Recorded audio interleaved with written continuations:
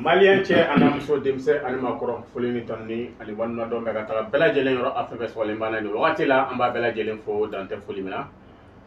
bi ye lundi ye n'o ye actualité minnu bɛ jamana kɔnɔ ani jamana kɔ ka a bɛ se ka faamuyali sɔrɔ la cogo min k'a to an sigiyɔrɔ la an b'a ɲini an kanubagaw fɛ page den bi yan n da sera min tɔgɔ ma n da ma se min tɔgɔ ma n b'aw bɛɛ fo k'a fɔ ma k'aw bisimila aw b'a ka so. Ok, Ablaye, e bɛ tɛmɛ ni ɲininkali fɔlɔ ye. Boumabel Jawara dit naturalisant. An bɛ don an ka ɲininkaliw la.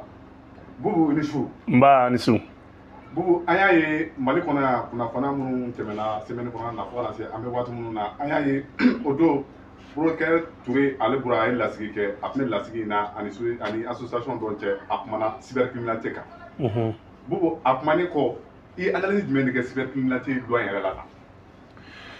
D'accord, m'aw bɛɛ fo. Aw ka ɲininkali ɲɛna kosɛbɛ parce que bi bi in na ni bɛɛ ɲinɛnen don tribunal kɔ k'i ɲɛsin cybercriminalité dɔrɔn de ma. Bi ka Mali magistrat bɛɛ fo. Magistraw bɛ baara la Mali kura la dɛ. Mandat de dépôt bɛ sen na. Et recouvrement fana bɛ ka kɛ. Même corruption dossier ni pôle économique la wari min yɛrɛ recouvrer la san a bɛ 2 milliards et quelques bɔ. Fonds Covid gansan na wari min recouvrer la 500 et quelques millions o de recouvrer la kɔlɔlɔ faso kɛso kɔnɔ. Donc magistraw jɔyɔrɔba bɛ Mali kura baarakɛli la. Fɛn min ye cybercriminalité ye n'i y'a ta ka taa hali san 100 ni cybercriminalité dossier nana a tɛ se ka pan Touré kunna. San 100. Non, a tɛ se ka pan kunna. Touré ye baara min kɛ cybercriminalité kɔnɔ Touré ka baara bɛ se ka dafa de ka taa. Parce que Malien bɛɛ ka foli b'a ye. Malien cɛkɔrɔba bɛɛ ka foli b'a ye. Danbetigi bɛɛ ka foli b'a ye. Maa maa bɛ yen k'a fɔ ko dignité dɔ bɛ yen i bɛ fɛ ka kuma kɛ bonya kɔnɔ i ka foli bɛ Touré ye. A ye réseau baw ci ka plaintiw nana diinɛw ni fɛnw sira fɛ a y'u dilan dogo la a ye fɛn caman kɛ en plus de son diplôme de magistrat il a encore son master a ka master b'a bolo cyber espace kan a y'a kalan de fɛnɛ kɛ Touré y'a kalan de kɛ donc k'a fɔ ko Touré bɔra ka kuma k'i b'o ta i b'a k'i yɛrɛ ta ye Touré ye kuma min fɔ a y'a ta aw ni ɲɔgɔn cɛ a ka du kɔnɔ jɔn bɛ sɔn ka kuma i fa fɛ k'i tɛgɛ yɛrɛ mais mɔgɔw b'u fa bilasira o mɔgɔw b'i somɔgɔw bilasira o mais Touré ka kuma taara mais kuma caman fɔra Touré ka kuma kɔnɔ kuma ɲuman baw munna ma kuma o kan u ma kuma o kan mun na Touré kumana k'a fɔ a ko ko transition a ko transition fanga k'i ye transition fanga ta bi ka kuma dɔ fɔ a ma k'i yɛrɛ b'a dɔn ka commentaire la a ko ni mɔgɔ min ye kojugu kɛ ni mɔgɔ min ye fɛnjugu bila e mɔgɔ min b'a partager mais on veut loi cybercriminalité yɛrɛ code de kɔnɔ o b'a sariya yɛrɛ o b'a ça fait partie de la loi quand tu prends les teneurs maintenant de cette loi là i b'a sɔrɔ a kɔnɔ maa min bɛ vidéo jugu partager maa min b'a poster ani maa min y'a publier a bɛɛ ka hakɛ ye kelen ye n bɛ misali d'i ma dɔ ka i neni ci don dɔ da ka na f'i ye min nana f'i ɲɛna o y'i neni wa min neni de a y'i neni maa min bɛ vidéo maa dɔ bɛ se ka kɛ i b'a sɔrɔ a bɛ vidéo dɔ kɛ i t'a sɔrɔ ale yɛrɛ ka vue tɛ tɛmɛ 2 vues kan mais i t'a sɔrɔ dɔ ta o bɛ se ka 100 000 vues kɛ 100 000 vues tigi ka 2 vues tigi ka vidéo ta k'a partager i y'a dɛmɛ k'a lase wa i m'a dɛmɛ k'a lase i y'a dɛmɛ k'a lase donc Touré cɛ tɛ se ka Touré bali baara in Touré bɛ fo a bɛ fo ni alisilamɛya foli a bɛ fo ni bɛɛ ka foli maa tɛ yen bi ko Touré tɔgɔ tɛ min da bonya sira fɛ n bɛ taa fɔ Touré ni Touré mana fɛn Touré est devenu un esprit Touré kɛra hakilina de a tɛ se ka wuli bilen quoi donc minnu bɛ ka Touré kumakan ta k'i b'a ta ka kɛ fɛn wɛrɛ ne t'o jaabi mais Touré ye min fɔ cybercriminalité kan k'a fɔ ka kana ni Touré ɲɔgɔn magistraw kun ni Touré ɲɔgɔnna kun cayara Mali kɔnɔ a ɲɔgɔn caman bɛ yen dɛ mais n'a ɲɔgɔn tora ka caya fɛn caman bɛ yen hali minnu bɛ wulikajɔ jugu ka fangaw contrôle la i b'a dabila parce que liberté d'expression ye tiɲɛ ye mais le libertinage aussi libertinage fɛnɛ o ma fɔ dɛ libertinage o ma fɔ dɛ cɛ mɔgɔw ka ɲɔgɔn bonya a ye kuma min fɔ c'est vrai maa bɛ kuma mais i tɛ tɛgɛ yɛrɛ i fa kulo kɔrɔ maa bɛ kuma mais i tɛ tɛgɛ yɛrɛ i ba kulo kɔrɔ. An bɛ se ka ci fɔ Asimi ye k'a sɔrɔ an m'a kɛ. mais an tɛ tilen k'a fɔ Asimi an ma jɛn ni nin ye yan an bɛɛ tɛ tilen k'a fɔ yan Musa n'a ye sutura bɛɛ de sigilen bɛ yan an b'a fɔ kuma bɛɛ Asimi ma nin ma ɲɛ an ma jɛn ni nin mais a fɔ cogo mɔgɔ bɛ dumuni kɛ k'i fa ka sɔrɔ i m'a dun ni tɛgɛ fila ye kuma n'u ko k'u bɛ kuma bɔ a minɛn kɔnɔ o y'u ka hakilina de maa si tɛ maa si bala ka hakilina na parce que dɔw bolo ka mɔgɔw bɛ kaso la bi dɔw bolo ka mɔgɔw minɛ la u bɛ fɛ ka Touré kumakan in ta k'u b'o profiter o fɛ ka kɛ i n'a fɔ ouais Touré kuma y'a kɛ tan jɔn bɛ yen bi kurantigɛ fasaw bɛɛ ma da kurantigɛ kuma tɛ bɛɛ da yɛlɛkomɔgɔ tɛ tilen k'a fɔ Imurusu tɛ tilen k'a fɔ réalité de tɛ yan jɔn bɛ se ka jɔn sɔrɔ ko kurantigɛ tɛ réalité tiɲɛ de don a bɛ fɔ wa a bɛ fɔ yɛrɛ de fɛnɛ mais ka fɔ ko baara foyi tɛ kɛ ni kurantigɛ ni kurantigɛ fɛnɛ dɔrɔn tɛ o fɛnɛ tɛ tiɲɛ dɛ effort b'a la ka kɛ donc Touré ye kuma min fɔ an b'a soutenir bi an b'a soutenir sini minnu bɛ ka kuma olu ta ye parce que u ka mɔgɔ de minɛla olu ta y'o de ye o tɛ dɔwɛrɛ foyi ye n ka mɔgɔ minɛla donc Touré mana ala fɔ ya Rasululayi u b'o ta k'o kɛ kuma jugu ye kuma jugu bɛ min kuma in tɛ tilen k'a fɔ ko kuma fɔcogo de bɛ kuma ɲɛ kuma fɔcogo de bɛ kuma tiɲɛ wa an t'o fɔ bamanankan na wa donc ka Touré féliciter k'a encourager baara in a b'a dɔn de koyi Touré kalannen don baara in na yɛrɛ yɛrɛ donc an bɛ Touré fo nin na voilà. ok Bobo o b'a to Amina an y'a ye k'a fɔ ko CEDEAO douane olu bɛɛ ka lasigi kan ka kɛ Mali la yan nɔ an y'a ye k'a fɔ ko Mali min bɔra CEDEAO la e bɛ o ko in ye cogo di tan. n ka cɛ bɛɛ ka tɛgɛrɛ fɔ Mali douane kun min ma deli ka kɛ o de kɛtɔ filɛ nin ye. cogo di. min ma deli ka kɛ o de kɛtɔ filɛ nin ye la conférence des directeurs généraux des douanes de l'Afrique de l'Ouest et Afrique centrale CEDEAO kuma ma fɔ yan dɛ CEDEAO kuma tɛ yan dɛ de l'Afrique de l'Ouest et Afrique centrale o kun ye Mali bila ligne rouge de la bi de CEDEAO y'a dɔn ko nafa bɛ Mali la don min na nin conférence bɛ kɛ ka nin discuter ko Mali bɛ nin conférence in sɔrɔ min kan ka kɛ Mali la le 26 de ce mois n'a bɛ kuncɛ le 31 nin yɔrɔ la an bɛ douane DG fo inspecteur général Amadou Konate ne ma fili a tɔ kan ka k'o de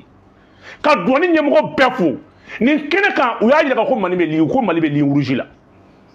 ko Mali tɛ se ka nin sommet abriter nin sommet bɛ tali kɛ Afrique de l'Ouest ni Afrique centrale douane bɛɛ u bɛɛ de bɛ taa fara ɲɔgɔn kan sigi Mali bɔra ni argument damadɔ de k'a fɔ u k'u ka jamanaw ta k'a lajɛ le Mali fait partie des pays min bɛ retraité kɛ à 73 milliards par mois douane na 73 milliards et 75 milliards par mois Mali de douane b'a kɛ chaque fin du mois 76 75 77 milliards Mali douanier ye 60 milliards kɛ mois de janvier dɔrɔn de o sɔrɔla ni san bɛ ban contrat bɛ ban o contrat bɛ répercuté kalo kura kan ça c'est à féliciter on met 700 et quelques milliards de par an bien que magouilles bɛ bien que dérives bɛ bien que sueliw de fɛn caman bɛ mais o n'a ta o ta an ka douane ye point min yira a bɛ se ka Mali douane de 3 500 000 tonnes a y'o de enregistré doni min bɔra Sénégal ka don Mali kɔnɔ Mali douane de 4 100 000 tonnes a ye min enregistré ka bɔ Côte d'Ivoire ka don Mali kɔnɔ Togo t'o la Guinée t'o la fɛn wɛrɛ t'o la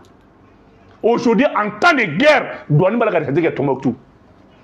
a ye nin argument da tubabuw ɲɛkɔrɔ a ye nin argument da président tɔw ɲɛkɔrɔ o y'a sɔrɔ k'u bɛ Mali isolé k'a yira k'a fɔ ko non ko Mali man kan k'a bɛ nin sommet abrité ko Mali bɛ ligne rouge la kuma yiralen u la ka Mali ka douane a ka performance n'a ka recette bɔ k'a yira le directeur général de la douane il a été très éloquent très convaincant i b'a dɔn mɔgɔ min ye Mali appuyé a la Sénégal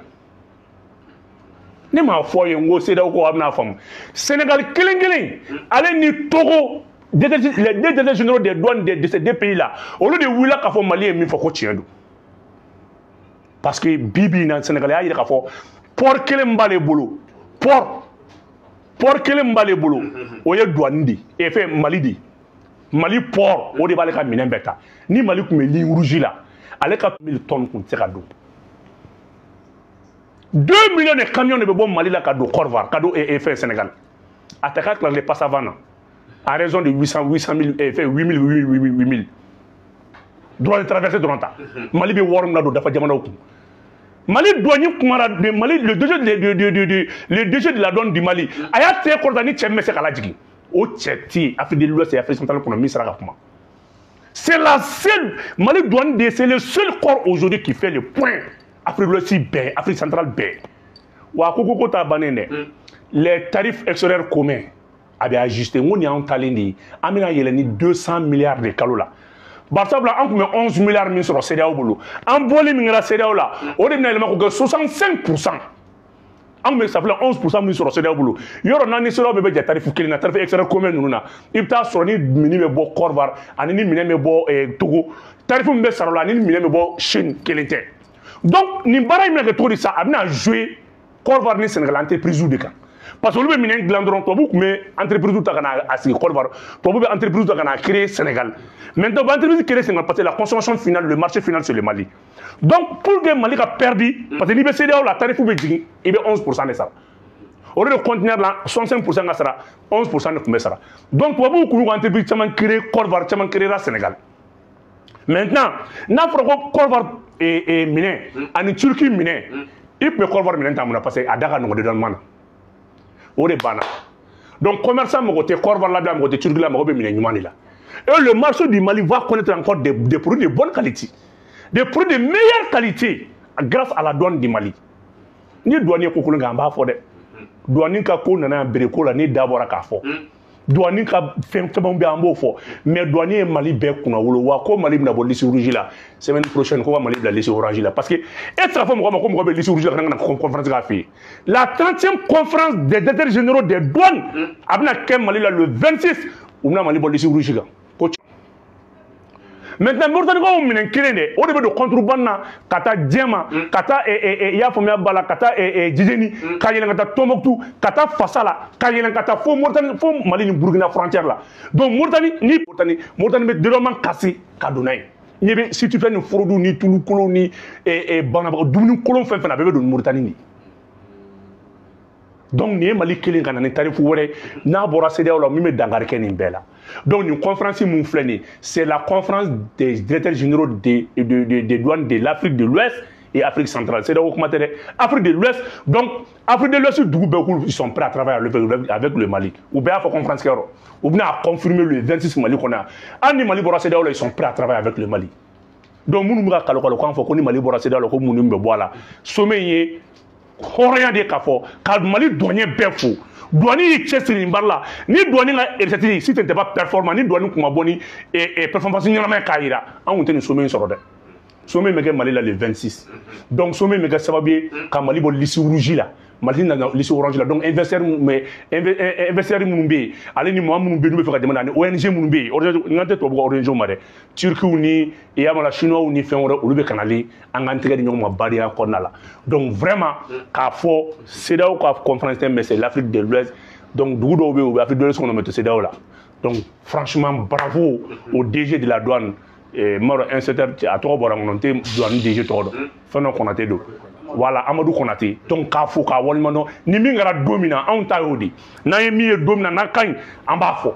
donc a ye nin min kɛ a ye ŋɔni bɔ maliyɛn bɛɛ sinna a ye Mali yanga à l'échelle internationale investisseurs bɛna da Mali la mɔgɔ caman na de wa Mali commerçants bɛna lafiyaba sɔrɔ tun nin baara in sɛbɛn parce que u bɛna se ka discuter tarifu ni baara caman de kan donc bravo à la douane malienne. Ayiwa an bɛ taa ɲɛfɛ d'accord Boubouamel Wambla an bɛ taa Burkina Faso le pays des hommes intègres an ye capitaine Ibrahim Traoré a ka discours lamɛn discours kɔnɔna la a ye kuma caman fɔ a kuma dɔw bɛ tali kɛ gɛlɛya min bɛ AES jamanaw ni CEDEAO cɛ a da donna o la k'o walawala a gɛlɛya dɔ ye mun ye ko dɔw bɛ yen nɔ k'u banna ko ka kuran feere Mali ma ale ni Niger ni Burkina ma ani u ka force attente ko u pɛrɛnlen ko kɔnɔ a ye kuma caman fɔ i bɛ ka discours lamɛnnen kɔfɛ Boubou e bɛ se ka mun de fɔ maliyɛndenw ye Mali kɔnɔ ani Mali kɛnɛma. i bɛ ka discours kɔfɛ an b'an sigi ni min ye an taara sigi kɔ ten quoi confédération bɛ ka kɛ nin a kun tɛ dɔwɛrɛ foyi ye ka frontière bɔ an ka dugu saba ni ɲɔgɔn cɛ u bɛ ka taa ni taabolo min ye ni ne don dɛ ni ko kɛr'i Mali la i bɛ se ka juger Burkina Burkina prisonnier bɛ se ka juger Niger Niger prisonnier bɛ se ka juger Mali la yan an ka juridiction bɛɛ ye kelen ye an ka tarifu extérieur ye kelen ye an ka banque d'investissement kelen de bɛna kɛ an ni ɲɔgɔn cɛ wa an ka armée ani an ka sécurité ni défense ye kelen ye o kɔrɔ ye mun ye Burkina police DG o bɛ se ka kɛ Mali police DG opération minnu bɛ sen na Burkina bɛ se k'a conduire i n'a fɔ Niger bɛ se k'a conduire i n'a fɔ Mali bɛ se k'a conduire cogo jumɛn i bɛ ka kuma ye confédération kɔrɔ de u bɛna a texte de élaborer ka barrière bɔ an ni ɲɔgɔn cɛ pepu i bɛ don Burkina comme il faut document kelen bɛ k'an bɛɛ bolo donc n'i ye Burkina sera Burkina ma i sera Mali ma n'i sera Burkina ma i sera Niger ma Donc n'i ye courant tigɛ o de y'a kɛ bi courant tigɛra anw na 20 millions de litres b'a bɔ min ka na Niger tɛ yan 20 millions de litres les 400 citernes na gouvernement yɛrɛ ye min san ale ni opérateur économique ye min di 20 millions de litres de carburant o de bɛ ka bɔ Niger ka na 19 millions bɛ ka bɔ Togo ka na donc Guinée o ye à peu près 6 millions Sénégal o ye à peu près 12 millions de litres mais mun gɛlɛya bɛ Mali la bi stockage carburant bila yɔrɔ de tɛ yen donc hali ni carburant nana k'a kɛ Kivu kɔnɔ fo camion ka segin ka taa dɔ wɛrɛ ta mais carburant caman man na fo k'a mara de ONAP tɛ se tugun san Zou ka yɔrɔ fana tɛ se o fila de bɛ yen mun bɛ carburant mara olu cayalenba tɛ tɛmɛ 800 000 peut-être 500 000 kan a ka dɔgɔn quoi donc i bɛna dɔn ko énergie domaine kɔnɔ ko baara ma kɛ mais jɔn bɛ k'an dɛmɛ bi Niger tɛ yan kunun anw ma Niger dɛmɛ yan bi Niger tɛ k'an dɛmɛ wa o de ye AES AES tɛ ka juguya ta ɲɔgɔn sɔrɔ o tɛ AES de AES ye ka ɲɔgɔn sama ka bɔ gɛlɛya de kɔnɔ o de y'a to u bɛna banque u bɛna fond de solidarité kelen créer n'i ye dɔ jɛ sabu bon comme an yɛrɛ mɔgɔ tɛ mɔgɔ ka wari la tugun mais yanni an ka bɔ UEMOA la fond dɔw bɛna créer mun b'an bila an bɛ ɲɔgɔn tigɛ minɛ ka jɛ ka kɛ kelen ye donc i bɛ nin discours mun kalan a b'a yira k'a fɔ AES ko anw taara kaban delili minnu bɛ senna u ka sabali peut-être minnu sera delili kɛra i bɛ ninnu ye kuma min u bɛna conférence kɛ i bɛ ninnu bɛna conférence les chefs de l'État de l'AES u bɛna conférence kɛ dans les choses là a bɛna kɛ kalo n'a nata in na prochaine fois la u bɛna réunion kɛ u bɛna réunion kɛ mun kan i bɛ ni fɛn tɔgɔ ye di Assimi ale ni Tiani u ye mun fɔ u ko Togo président ma i bɛ taa fɔ Alassane ye ni y'anw segintɔ ye CEDEAO la fo n'Alassane bɔra président la fo n'a bɔra président la non Alassane ye ci faamu dɛ mɔgɔ min bɛ sɔn ka mercenaire bila i ka jamana sanfɛ i bɛ sɔn ka t'o nɔfɛ tu oses k'i sigi mɔgɔ min ye gɛlɛya ta k'i ka jamana sɛgɛrɛ i bɛ sɔn k'i sigi mɔgɔ min y'a ka jamana dayɛlɛ ka marifatigiw bila ka don i bɛ sɔn k'i sigi k'o lafɛ Alassane a échoué Alassane ni tubabu yɛrɛ banna Alassane ni par exemple k'u bila la ni bi tɛ ni Alassane ni Macky Sall kun tɛ sɔrɔ sɔrɔ tubabu kun y'i tɛgɛ di Mali ma mais tubabu ye Mali ni Niger kɛlɛ ani Burkina kɛlɛ mun na parce que il croit que Alassane les détruire ces trois pays u kun bolo ko Alassane kun bɛ se ka ko dɔ kɛ bilahi ni Alassane kun farala Mali kan Macky Sall kun ka fara Mali kan tubabu kun bɛ format wɛrɛ ta k'u tɛgɛ di an kun bɛ taa ni sira wɛrɛ ye mais a kun tɛ taa filanan ye mun ye AES président ye min fɔ qui est très pertinent ko ni CEDEAO bɛ sɔn ka Mali ka plainte soutenir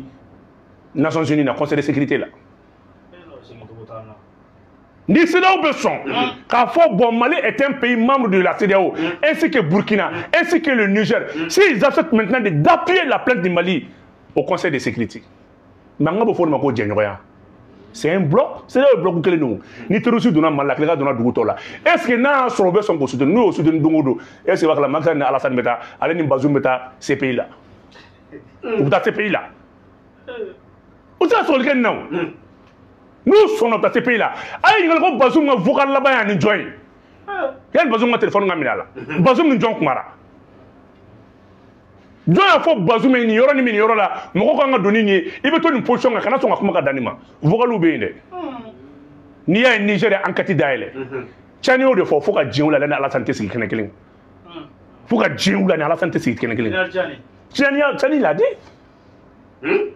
CEDEAO ka sin CEDEAO la mɔgɔ bɛ sɔn cogo di mɔgɔ min y'a ɲini k'i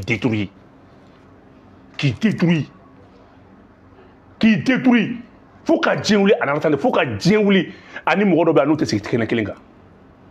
mais a y'a lajɛ ni bi bi in na u bɛ ka Mali ni Niger abandonné cogo min na ni CEDEAO kun ye Mali ni Niger siri a cɛ la u ni tubabu kun bɛ se ka discuter ka bɛn ni Macky Sall kun kɛra président ɲuman ye k'a ye min kɛ baden jamana la a kun bɛ se ka tubabu la convaincre u kun bɛ Mali ni Niger ninnu pardonner a bɛ tɛmɛ ka hadamadenya fɛ mais depuis Ala ka CEDEAO danni mɔgɔ dugu saba ma deli ka bɔ ɲɔgɔn fɛ parce que CEDEAO fana ma deli ka ni président façon fana sɔrɔ fana depuis Ala ye CEDEAO dan président bɛ sigi mɛ nin tɛ en 1975 jɔn de ye CEDEAO sigi c'est pas les putschistes a président bɛɛ kun tɛ putschiste ya CEDEAO problème de dɔrɔn c'est la mauvaise gouvernance CEDEAO problème la mauvaise gouvernance parce que les présidents tous CEDEAO présidents ils sont tous mal élus n'o bɔra yen nɔ an bɛ se ka segin n'u sɔnn'o ma ni CEDEAO sɔnna ka Mali ka plainte soutenir non an bɛ segin ni CEDEAO bɛ sɔn k'i ɲɛ dɔ tubabuw ɲɛ la k'a fɔ ko effectivement ko France de terrorisme fɛn bilahi ni CEDEAO kun jɔ jɔyɔrɔ France ye minɛ min de terrorisme a kun t'a kɛ Mais c'est là où la France a compris que Mali était communauté de Konon. Ni cette communauté de Konon, tout ça, ok, parce que le président nous y est là, blabla. Ni c'est là où le président qu'on sonne coup de Gela, Mali sur la Kuntasoro. À Kuntasoro. Mais c'est là où mon dirigeant est là. C'est nous, c'est tout quoi. On a dit, on y est d'aller là, nous. C'est une question générationnelle, quoi. Nous, c'est là, c'est là où la Taroshi. Ni président, nous. Voilà. Oh, Boubou, il y a un faut que faut y sibi ani Alassane yi ñoy ay kuma do fo Alassane yana pour que bo mo mun bura c'est daola e mu de so ka fo for ko ayo de fala sani ko Alassane man ko Alassane kilinte se ma ba fala Alassane man ko Alassane ki kilinte se ko me ko kuma mun fora ko disons ngale ko me ko kuma gele modo kuma gele de doro ko ku ni Alassane de tesigi c'est daw ay si président be ko lutte do ay lutte sigi c'est là ka Alassane to fen e mais troisième mandat kurta mam sané troisième mandat c'est on dit et l'autre mot be si to de démocratie ko kuma fo mo gay troisième mandat. Mais c'est le texte qu'on tout dit. Il veut tirer la photo qu'on court là. Il veut sanctionner tout le coup là. Quand d'autres qu'on tout là, quand d'autres qu'on dit là, comme on a dit à mon yoko c'est tout au tenia. Et mais c'est la force Sénégal m'a tout dit. Qui va nous faire quand tu crois dire que tirer la photo qui va offrir ça des choses tali là. Quand la forme malini Niger ne fait ma kaboko ou c'était quoi incendie coup suspend carrément. Oye fly. Président est mieux forcé là on y a. Tiens d'asra fort d'asra makanya fona. Où est le contrat qui est autant encore résilié? Au lieu du contrat qui est autant pour la lutte contre la sécheresse. On veut nous concerner. Ça, c'est le Mali et le Niger et Burkina. Et c'est un contrat qui est autant que le Mali et le Niger engagé. Alors qu'on suspend le Biboulou. Donc l'OTAN peut venir intervenir dans le Sahara. Il fallait bien qu'il y ait un CEDEAO au Kenya. Autant que les Makataka Bazou installé Korvarni et Togo, en Sénégal, Aleni et Bénin. À la base de drone installé au base de drone ne kan ka cɛw recruter ka taa n'u ye pour que ministre ko bana mais bɛ fɛ k'u to u bɛ cɛw ta ka t'u jigin Sahara kan donc an bɛ taa AES bɛ taa don CEDEAO la contrat bɛ CEDEAO ni OTAN ni ɲɔgɔn cɛ alors que AES partenaire ye Russie de AES partenaire ye Chine de AES partenaire ye Turquie de avantage jumɛn b'o la ça c'est une antinomie ça ne s'épouse pas u tɛ ɲɔgɔn ta o donc segin cogo foyi t'anw na AES la avec des présents par façon. On tu sais quoi? Moi, je suis jamana daele, toi vous ka dou sakola. Fin chaman kera, toi vous est fin chaman ke. Ni c'est là au présent que vous jouez à kumteke, adna comme de forme comme kala. Donc bi, AEC, Ibrahim Nkamania de la Confédération de Doreka barrière tika wanche. Ni a mebe doni Mali, ni a mebe doni Niger barrière de B. Mali contingent de ta garder ta Niger, Niger ta garder ta Burkina, Burkina ta garder ta Mali là. En bɛɛ kelen kaban confédération y'o di voilà i bɛ da nana maga pɔriko la ko a y'a mɛn k'a fɔ ko population bɛ ka paniquer ko pɔriw bɛna datugu a kumana pɔriko in fɛnɛ kan ka yira k'a fɔ ko fɛn min ye Mali ni Niger ni Burkina ye k'an tɛ taa an ka minɛnw ta pɔriw la fu la quoi k'an fɛnɛ bɛ wari de sara k'an fɛnɛ bɛ ka kɛ sababu ye ka jouer jamana dɔw fɛnɛ ka économie kan le fait que an tɛ ka taa an ka yɔrɔw la bon an ka partenaire commercial fɔlɔ-fɔlɔ ye Côte d'Ivoire de ye ma fili 65 à 67%. Bibi na un pays consommateur. Mali me tout dit. Mali bora Togo port là, kana Sénégal port là, Sénégalais de l'Europe port là, Sénégalais 4 milliards de dollars port là, ka extension ka bonya Mali kama. Il n'a pas de Mali là au tekeo. À part le Mali, Sénégal ni doudou frontière la porte à Beboula, ni Mali de Rambora là. Ni a me port be ko jide miya, ngodo dem na ka dunia affaire. Ni a mes ports et bien dit les miens. Donc on va voilà. On va minimum c'est qu'on sera tellement fait pas sur Sénégalité. On va minimum c'est qu'on sera tellement fait pas sur et Côte d'Ivoire. Donc pour côté référencier. Bibi na nous on port ou bien bara fin fait boléré nous fait bé. Entreprise française fait bé ka évoluer. Ni nous qu'on a bé ka ballon Mali commerçant de là. N'est que mango Mali bé fait nesara. Mali est 8 000 ou 10 000 de ça doit traverser le Sénégal. 2 millions de camions, 2 millions multipliés par 10 000 francs. Ça fait combien? Doit traverser le Mali de l'Ado Sénégal. Ça c'est un camion. Mobile nous me beaucoup faire kana, mobile nous me beaucoup dougla kana les voitures France urbaine nous mena. Au Sinto là, Kassou Sinto là, conteneur au Sinto là. Mali be jol perdre quand CEDEAO là. Tarif nous be, les tarifs extérieurs comme là. Ngame jaka clad. À Bouya, à Dégoumé Djonga, port de mon port frais, 300 000 francs. Et port frais de transit. En bourse à 300 000 francs. Au tarif que les plaques en tout, mobile que les moumoumoum, au war plaque tatouam, au clan, au chan, c'est là. On est pas le tout dit. donc il bɛ kuma minnu fɔ nin i bɛ kuma min fɔ c'est la pure vérité port ko t'an anw jɔrɔ i b'i sigi b'a lajɛ nin dugu kelen bɛ na partenariat signé ni Mali ye n'a ma kɛ i b'a fɔ ma tout nin kelen kelen bɛ Sénégal Côte d'Ivoire Guinée a bɛɛ bɛna partenariat bilatéral signé ni Mali ye kelen kelen hors la CEDEAO i b'i sigi b'a lajɛ. D'accord bu i bɛ ka kɛwale dɔw fana kɛ a fɛ yen nɔ n'u bɛ tali kɛ politique mɔgɔ dɔw la ni wulila ka jamana dénigrer cogo suguya dɔw la i bɛ bali i bɛ t'i yɛrɛ ye fɔlɔ maa caman kɔni ye image ninnu ka partager bɔlɔlɔ siraw kan ko maliyɛn caman yɛrɛ y'u hakilina nin k'olu bɛ fɛ Assimi Goïta a ka nin kɛwale kɛ Mali la ko parce que ko dɔw bɛ yen nɔ k'u bɛ jamana armée la gosi ko ni dun y'a mɛn ko jamana ko armée de don ko ni lagosili taara ka armée sɛgɛrɛ k'a bɛ jouer moral ka terrain kan ko Assimi k'a lajɛ vraiment Ibrahim bɛ ka nin min kɛ nin ye ko nin ye leçon de ko nin kan ka kɛ AES dugu bɛɛ la yala i hakilina ye mun ye nin ko in na. n bɛ min f'i ye nin yɔrɔ la ni Assimi bɛ ka mɔnɛ don maliyɛnw na nin yɔrɔ de don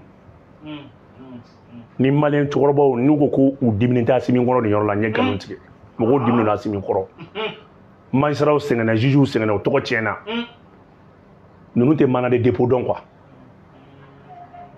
ninnu filɛ yɔrɔ min na ko bi bi in na ni Assimi ma yɛlɛ ni ninnu ye fɔrɔn na u ka t'u ɲɛ da réalité kan ninnu ma sɔrɔsi saya filɛ foyi ye ni sɔrɔsi sara kelen ko foyi ma kɛ ninnu yɛrɛ bolo Ala ye sɔrɔsi dan saya de kama Ala ye sɔrɔsi dan saya kama mais ça fu ko tɛ dɛ ninnu ma deli ka armée ka exploit kelen k'a féliciter u b'u sigi Bamakɔ yan plateau baw kan kumaba fɔw la a dɔw ma deli ka Segu tɛmɛ mais n'i y'a ye kuma dɔ de bɛ fɔrɔn na il y a des militaires qui se battent pour la liberté olu ye jɔn ye e bɛ t'i sigi plateau kan a téléso dɔw bɛ yen est ce que i b'a kalama hali papier t'u la wallahi ne de y'a fɛ téléso dɔw bɛ papier t'u la arrêté ministériel de b'u la ils n'ont pas l'autorisation de la HAC HAC ka autorisation t'u bolo u tɛ se ka ne sɔsɔ dɛ a téléso dɔw bɛ yen a k'e lettre ci u ma kɔsa in na c'est l'arrêté ministériel parce que ministre de y'u favoriser k'u ka yɔrɔw dayɛlɛ tiɲɛ an bɛ Mali journaliste mɔgɔ caman tun bɛ Mali kɔnɔ ko journaliste ba don an b'u dɔn koyi ne de y'a f'i ye bi a téléso dɔw bɛ yen c'est juste un arrêté ministériel il y a pas l'autorisation de mandat de la HAC HAC ka autorisation t'u bolo mɔgɔ tɛ se ka ne sɔsɔ nin na u b'a dɔn k'a fɔ ko aga olu de bɛ sigi hali ni Amadu Kunfa u ka mɔgɔ bɛ kuma olu bɛ kuma d'a ma ils n'ont jamais aimé ce pays là a b'a fɔ ko France 24 ni fɛn o fɛn nin téléso ninnu ka jugu n'o ye nin téléso dɔw ka jugu ni France 24 ye a y'u lajɛ c'est des gens y'u ka contrôle la primature la ka politicien to fanga la a y'a lajɛ contrat min tun bɛ d'u ma c'est des coûts de millions o de tun bɛ d'u ma ninnu ɲɛ bɛ fɛn fɛn na o ye belle vie ye contrat baw tun bɛ ta ka d'u ma ka fɛn d'u ma donc ni transition fanga ma sɔn o ma an b'a kɛlɛ wa u b'o kolo de b'a kuma di politicien baw ma i bɛ ninnu bila ka taa front de la k'u bila ka taa Abiy Bara k'u bila ka taa Isibakalama Ber Aguelok u ka taa armée ka exploit lajɛ u bɛna dɔw la ni armée ye cɛ ni armée tɛ cɛ ye i bɛna dɔw la ni sɔrɔsi kɛ ni nafa b'a la ni nafa t'a la i bɛna dɔw la mais n'o de ko ni b'o de f'i ye o i bɛ ka min kɛ i bɛ taa ninnu bila kaso mara ka t'u musow bɛ tila ka taa défilé kɛ tasa inox ninnu ni sɛw ni fɛnw na mɔgɔw ka fɛnw tali la mais ko ye mun kɛli de i bɛ ninnu na yɛlɛn de c'est des dirigeants qui n'ont rien foutu u ma foyi cɛ jamana ye ni tiɲɛni tɛ ni tɔɔrɔ tension kan bi ninnu de don wallahi wa ni mɔgɔ bɛ ka AES wa n bɛ kuma kelen f'i ɲɛna ni Assimi ma wuli k'i jɔ jɔyɔrɔ la ninnu bɛ kɛ sababu ye ka bɛɛ tigɛ AES la ni politicien ninnu ninnu bɛ kɛ sababu ye ka AES politicien bɛɛ ɲɛdɔn a ka président na Mali politicien ninnu bɛ kɛ sababu ye k'a bɛɛ kɛ ni Mali ma wuli ka fu siri a t'a dan na ni Mali ma wuli k'a cɛ siri a t'a dan na ni politicien ninnu filɛ Mali ta ninnu fɛrɛlen don cogo min na Mali ta ninnu b'u sago kɛ cogo min na ninnu bɛ kɛ sababu ye ka bɛɛ ɲɛdɔn a ka président na o cɛkɔrɔba la yɛlɛ o don un ancien ministre mais anw ka jeunes sigilen bɛ débat la moins de 40 ans moins de 35 ans u sigilen bɛ débat la kumaba fɔw la anw ta ninnu sigilen bɛ ɲɛ bɛ cɛnin dafurugubani dɔ yɛrɛ la o bɛ sigi plateau kan e ɲɔgɔn jeune tɔ i filanw bɛ marifa ta arme b'u bolo e de sigilen bɛ k'i kɛ jagoya expert ye wa a tɛ expert tɛ dɔwɛrɛ la dɛ fo jamana laseginni kɔfɛ a b'o débat dɔrɔn de tenir il n'a jamais que ni un bon expert ni kuma dir'i ma i bɛ les pour et les contre les avantages et les inconvénients i b'o de ta k'o da ɲɔgɔn na n'a ye nin kɛ nin b'an na taa ɲɛ n'a ye nin kɛ nin b'an na sigi non gouvernement ka hakilina bɛɛ ye fu y'a bolo gouvernement mais a ye lajɛ a ye taa 74 75 ani 73 Musa Tarawele ministre fɔlɔ mun na ta kaso la a ye t'o cɛkɔrɔbaw ta k'a lajɛ olu kelenw denw de bɛ ka nin kɛ tun ça veut quoi fo k'an sa an t'an bɔmani ni fɛn na quoi minnu bɛ yen ni kabini Musa ka wagati de olu ɲɛ bɛ fɛn fɛn na o ye belle vie di Assimi bɛ ka mɔnɛ min don anw na parce que i bɛ to nin kuma fɔ la i bɛ t'i yɛrɛ lase problème ma ni ninnu yɛlɛla fɔrɔ na siɲɛ kelen bilahi u bɛ sɔrɔsi kɛ nafa dɔn ni ninnu yɛlɛla fɔrɔ na siɲɛ kelen u bɛ sɔrɔsi kɛ nafa dɔn donc bi ni défaut bɛ transition na bi o ye ka politicien dɔw to yen u k'u sago fɔ ko démocratie kuma tɛ yen ni démocratie don an kun tɛ bɔ CEDEAO la ni démocratie don an kun tɛ France gɛn n'a kun tɛna démocratie ma démocratie présidente mun bɛ se ka France gɛn mais ni y'an tora Assimi kɔ barisabula an bɛ lafiya de ɲini démocratie fara dictature an bɛ lafiya de kɔ wa ni maa ninnu mago tɛ o la koyi ninnu ɲɛ bɛ fɛn fɛn na o ye jɔnya ninnu labɛn n'o jɔnya de kama wa jɔnya esprit de b'u la wa u ma degi baara la donc n'a bɛ min kɛ ninnu na a b'o latigɛ de n'a min ye min kɛ kaso t'a fura ye a y'u layɛlɛ fɔrɔ na maa si tɛ se ka ka président jalaki k'a fɔ ko wa k'i ye dɔrɔn ta ka taa jamana défend parce que a bɛ Mali jamana constitution de kɔnɔ maro article 25 ou maro 26 k'a yɛrɛ k'a fɔ ko ni jamana tout citoyen doit défendre la patrie tout citoyen bɛɛ kan k'i ka jamana défense ta. donc Assimi kan ka décret de ta sisan. décret a bɛ constitution kɔnɔ déjà i mun fɛn b'a kɔnɔ a b'u sigilen to komi u b'a la k'a fɔ nin kɛra tan nin kɛra tan a y'u ta dɔrɔn. i bɛ fɛ ka min kɛ. fɛn bɛɛ n'a ta i b'u ta dɔrɔn. Ni ye b'i sigi n'aw sera ka bɛri minɛ n bɛ bɔ maliyɛnya la ni bɛri minɛ la n'aw sera ka tomatu minɛ n bɛ bɔ maliyɛnya la ni tomatu minɛ la n'a ye kidali minɛ n tɛ halala ye n'i y'a b'i sigi ka kulonkɛ mɔgɔ la a bɛɛ n'ala cɛ a b'a sigiyɔrɔ de la ni bɛ se ka jɔ jama mɔgɔ kɛɲɛ cogo di i bɛ nin cɛ ka taa n'a ye k'a bila k'a dɔn min ye min ye n'i ye b'i jɔ kuma bɛɛ n bɛ bɔ maliyɛnya la i bɛ tila k'i sigi ka tila ka kuma wɛrɛ fɔ tun parce que maliyɛn de bɛ ka jamana ɲɛmɔgɔ de bɛ k'a ja i la mais Assimi tɛ ninnu dɔn bilahi i ɲɛ bɛ nin mɔgɔnin ninnu na ne ninnu y'i fereke k'u bila ninnu i bɛ ka kulonkulu la tan de i bɛ ninnu ye koli de kulonkɛ tɛ kɛ ni ninnu ye dɛ i ɲɛ bɛ ninnu bɛ minɛ ni parce que mɔgɔ mɔgɔ ma ka jamana fɛ i tɛ kɛ foyi fɛ jamana ka baara bɛɛ ye fu kidali minɛla o ye fu ye bɛri minɛla o ye fu ye agɛrɛku minɛla o ye fu ye maro ni y'a faamuya faransi gɛnna o ye fu ye jamana bɛ k'i débrouiller sira bɛɛ fɛ o ye fu ye an ye tubabuw gɛn ka bɛɛ kɛ an ka fonctionnaire b'a la ka sara o bɛɛ ye fu ye mais an bɛ mun de kɛ bilen an bɛ mun de kɛ aw dun tun bɛ fanga la an y'aw ye a ye bilan dɔ fɔ dɔrɔn a ye min kɛ a dɔw kɛra ministre ye siɲɛ 4 a dɔw kɛra ministre ye siɲɛ 10 u sera ka mun kɛ foyi donc an bɛ min f'u ye ni Assimi bɛ anw lamɛn a k'a lajɛ fɛn min bɛ constitution kɔnɔ ça c'est une disposition constitutionnelle a k'a bila en vigueur a ka ninnu enrôler n'a y'u enrôler k'u bila siɲɛ kelen n'ala ye min ɲuman bɔ a la k'o balo la u b'a dɔn k'a fɔ ko sɔrɔsigɛ jɔyɔrɔ ye min ye voilà donc an bɛ kuma bila o kan. Aya ko an bɛ fɔ dan tɛ foli min na ni kuma kuncɛ kuma min b'i bolo. non kuma kuncɛ kuma tɛ yen n b'aw fo a k'an bɛn waati.